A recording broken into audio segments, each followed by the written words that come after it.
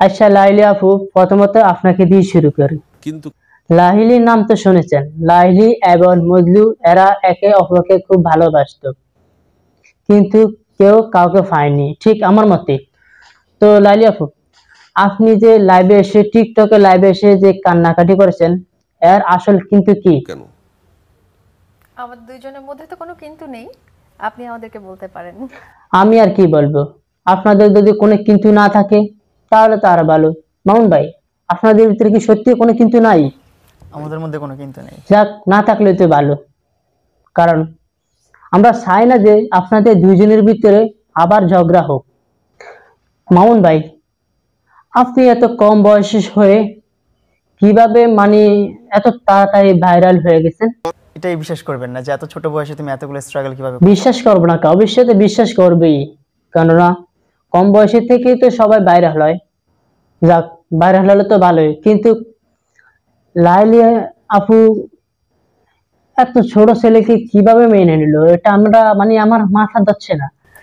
আচ্ছা, ছোট ওই যে যেটা বললাম যে প্রথমে তো আমি ওর ফ্যান ছিলাম। ও তখন আপনারা ফ্রেন্ড ছিলেন, ও তখন কেউ কাউকে চিনেন নাই।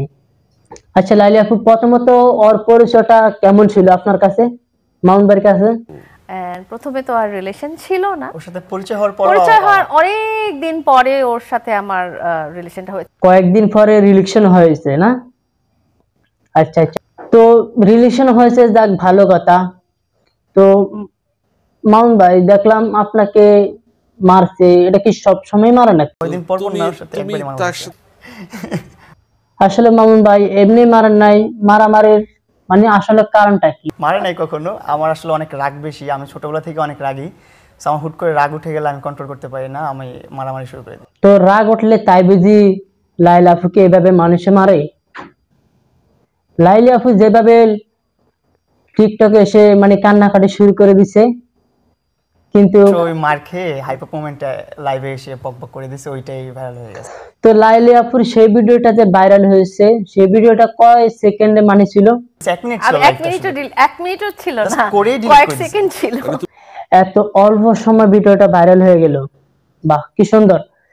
আপনাদেরকে এমন কোন লোক নাই যে কেউ মানে আজ পর্যন্ত কোনো লোক চিনবে না, অথচ সবাই চিনবে।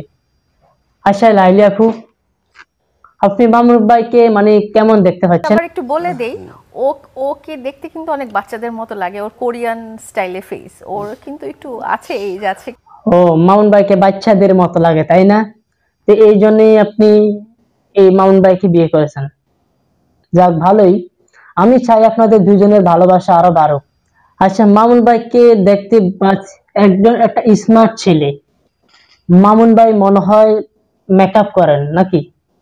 মেকআপ করলে কিন্তু ভাই ফেস নষ্ট হয়ে যায়, মেকআপ করি না। তো মেকআপ না করলে এত সুন্দর কিভাবে হন আপনি?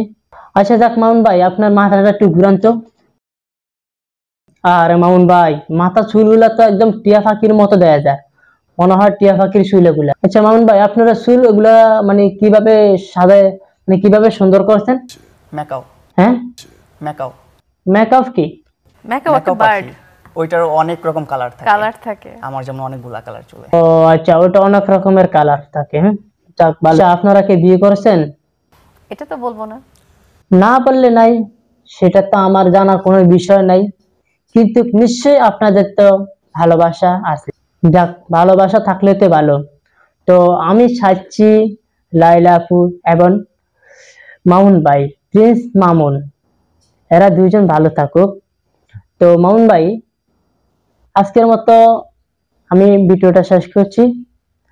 আসলে মামুন ভাই, যদি এই ভিডিওটা আপনার কাছে পৌঁছে যায় অত ক্ষমা করে দিবেন, কারণ আমার এই ভিডিওটা সম্পূর্ণ এডিট করা। তো ছোট ভাই হিসেবে এই ভিডিওটা আমাকে ক্ষমা করে দিবেন। তো বন্ধুরা, এই ভিডিওটার সাথে বাস্তবের সাথে কোনো মিল নেই। যদি এই ভিডিওতে কোনো ধরনের আপনাদের ভুল হয়ে থাকে, মানে আমার ভুল হয়ে থাকে, তো আমাকে ক্ষমা করে দিবেন। ধন্যবাদ।